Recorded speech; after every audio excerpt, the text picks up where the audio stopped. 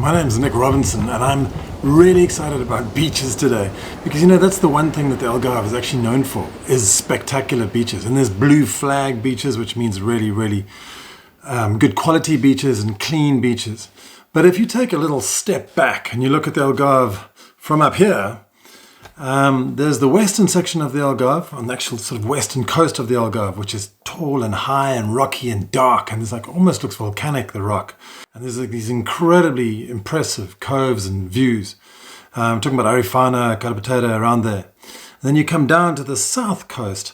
There's the western section between Sagres and Lagos, which is mainly fine to medium grain sand on the beaches. It's golden to yellowish, and it's derived from the limestone and the sandstone rock.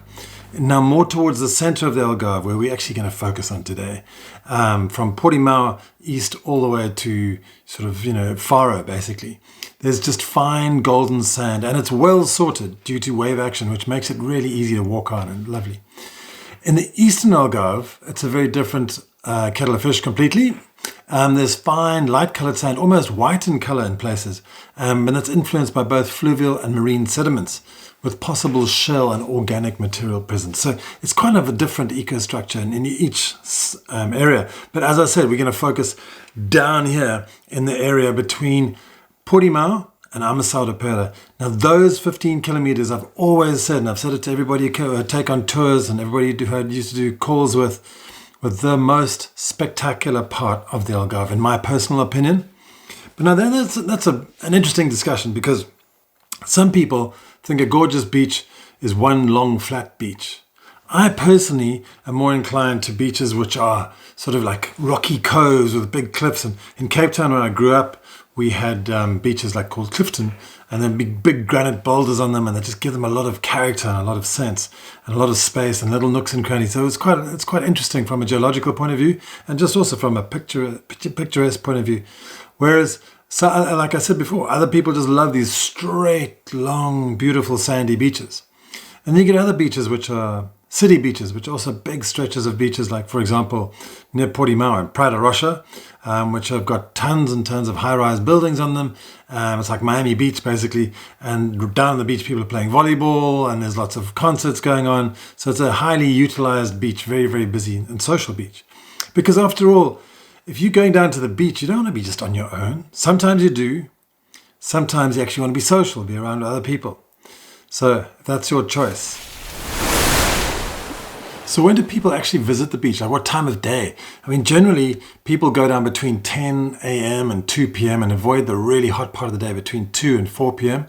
And then they come back at about 4 p.m. and they can spend until 7 p.m. Obviously, this is a very generalized thing. Some people spend all evening on the beach, like I mentioned before.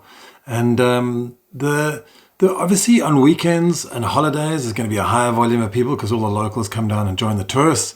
And during the summer holidays, which generally start between mid-June and go to sort of mid-September. But the summer holidays are actually reliant, obviously, on the school holidays. And these are bizarre in Portugal. They don't have a fixed date every year. So it sort of varies from place to place and time to time. Depending also what grade your kid is in, it'll be different times that you'll come out. So generally, it's mid-June to about mid-September.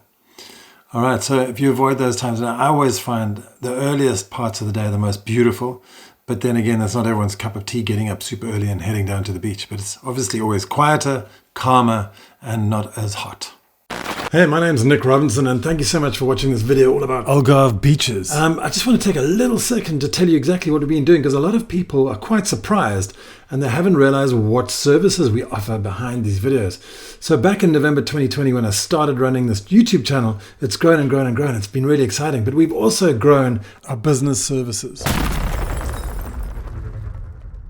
We now run a fully fledged relocation support business. That means we can help you with immigration, like visas. We've got our own lawyers in hand, tax advice. We've got accountants on board, financial advice. We've got our own financial advisors on board. And it's great and can help you with all those kind of things. We can also do on-the-ground tours, like scouting tours. Take you around when you're over here on a scouting tour and drive you around the areas and see exactly where you might want to live, because that's one of the most important things to choose.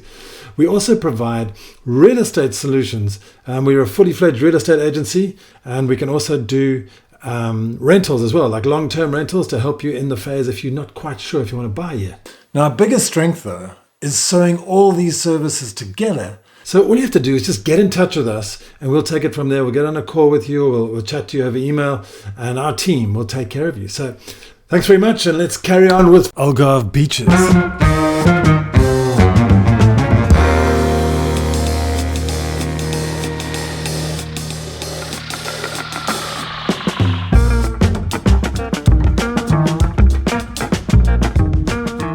Let's get started with the first beach, Praia dos Caneiros.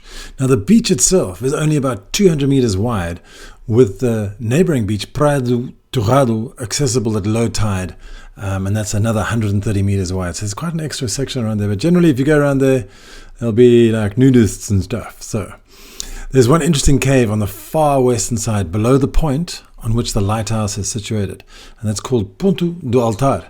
It actually looks more like a schoolhouse than anything else, starting operations in 1893 with a 10-meter tower. It has since been dwarfed by the construction of a tall communications tower in recent years. At Praia dos Caneiros, parking is available, but I'd suggest you come early to get a spot in summer, as it can fill up pretty quickly.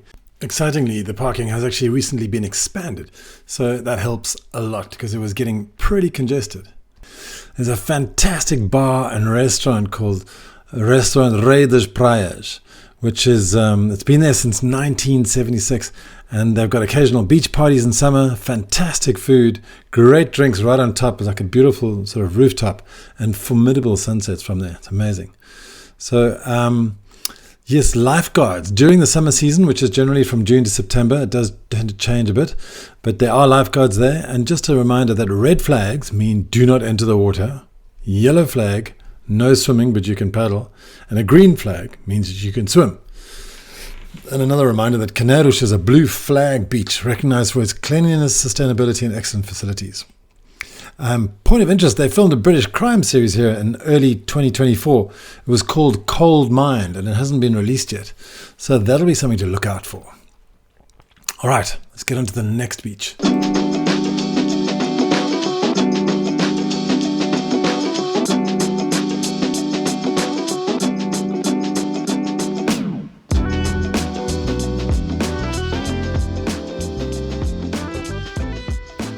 Carvoeiro is actually smaller than Caneiros, being 160 meters wide, and the name could originally stem from the Portuguese word charcoal burner, reflecting a possible connection to charcoal production in the past. That, or it could be a derivative of a Moorish word when they made the Algarve their home from the 8th to the 12th century AD. Whatever the origin, Carvoeiro was a traditional fishing village which turned to tourism in the 60s and miraculously escaped high-rise tourism development. The beach itself, I would definitely consider a town beach, and is surprisingly tough to get to with a car, because parking is really scarce here. So I'd suggest parking on the eastern cliffs and walk down to the beach. Talking about those cliffs, both eastern and western points provide lovely views of the beach and the town.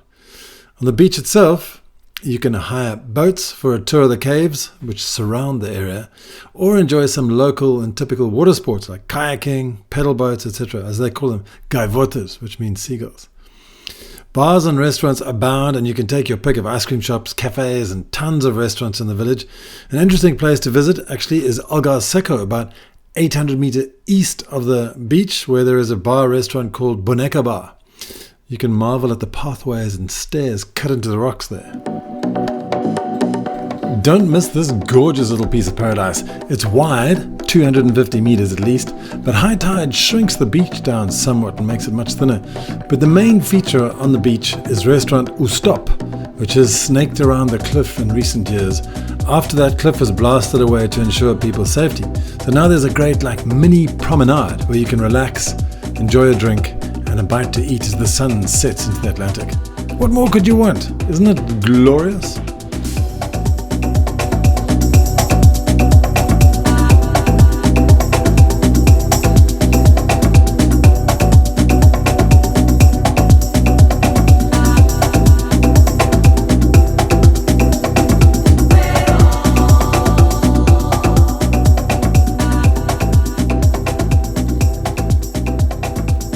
Number 4 on our list of 6 awesome little coves in the Algarve is Praia Carvalho. It's reachable from Benagil with a tricky dust road that heads down an even trickier dust track. Rather walk than try getting your car through here. Alternatively, you can come in through the Club Atlântico side. Either way, it's a treat to find, and it's a small beach. It's only 70 meters across with a tough stone staircase going underneath the rocks to enter. If you're at all unstable on your feet, do not attempt this one. But once you're down there, head to the western side of the beach and shimmy up the really thin little path to get to a ledge where you can jump off into the water below. Only at high tide. So it's a pretty adventurous little beach, and the sun gets cut off about 5:30. And these shots were actually taken at 6 p.m. on the 24th of June, so it doesn't get much better than this. Here, I'll show you what it looks like in the early morning.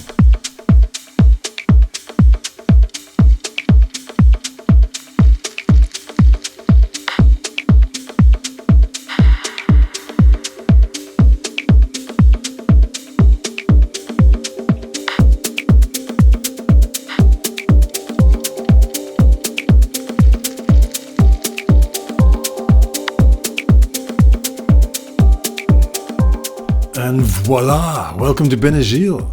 This is possibly the most popular tourist spot in the whole Algarve, being literally unknown 10 years ago.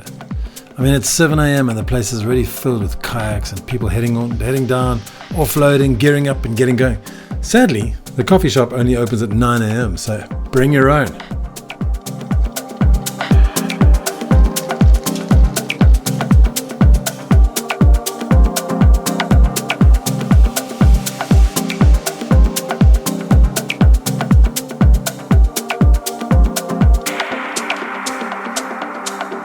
Benagil Cave became popular when a young local entrepreneur who was offering cave tours by boat put up a large outdoor poster right on the site showcasing the cave almost 16 years ago in 2008. A few years later, in 2016, the Guardian newspaper in the UK wrote an article on it, and they actually mentioned my stand-up paddle company at the time, Algarve Sup, and linked to it, which was great. However, many other blogs and papers and Instagrammers picked up on it, and over time, it has become a super popular destination. So popular, in fact, that they decided to limit access to the cave last year. But as far as I saw this year, it seems like business as usual. And there are a bunch of companies that you can go and hire kayaks or take tours, boat tours. The major boat tour company is called Taruga Benagil Tours. So Google that, or just get onto getyourguide.com and find a really great tour.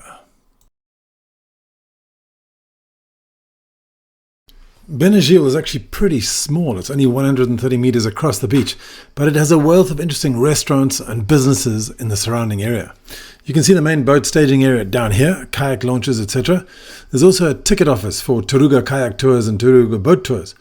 The Benagil Beach Bar, which opens at 9 a.m, serves up quick coffees and pastéis de nata for those of you who are particularly peckish early in the morning, and all day actually.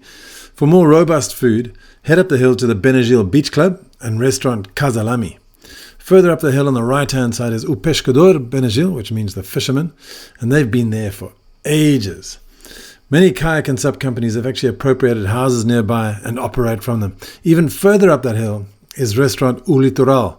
On the other side of the valley is a new pizza place called Pizzeria Cazuza, which I haven't tried yet, but looks lovely. So lots going on in Benagil.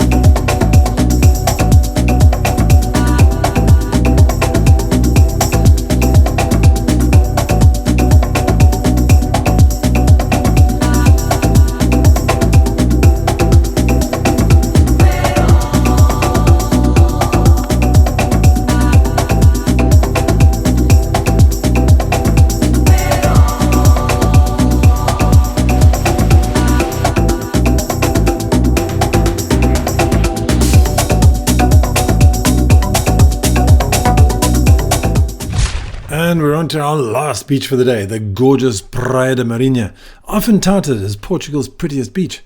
And it is gorgeous, but it gets pretty tight at high tide, and the beach power is inconsistent at best. As you arrive on the top at the newly created parking lot, there are quite a few stands where you can buy water and trinkets, etc. Then the long walk down to the beach. This is also the official start of the 7 Hanging Valleys Trail. You can see my old video about that, which ends in Vale Centianes. So there was quite a few people milling about, even if they won't be joining you for your beach day. But what is noticeable about this beach are the double arches. It's really quite spectacular. And obviously lots of little coves and amazing places around. It's very, very pretty.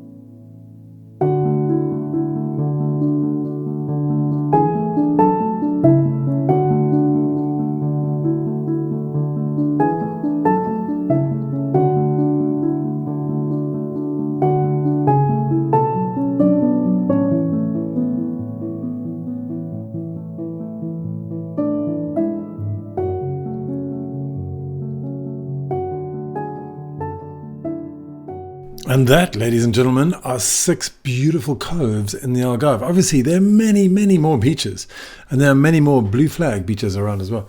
So let's just zoom out and have a quick look at exactly where these beaches are. So we started with Praia dos Caneiros, like right in the west. Then we headed on to Carvoeiro, and then just next to Carvoeiro was Vale Centianes, then Carvalho and Benagil almost together, and Marinha just around the corner. So make a day of it and enjoy yourselves. Try and figure out exactly where those things. I reckon you could probably do them all in a day if you worked out. Let me know if you do. All right. Have a fantastic week. I'll see you soon. AlgarveAddicts.com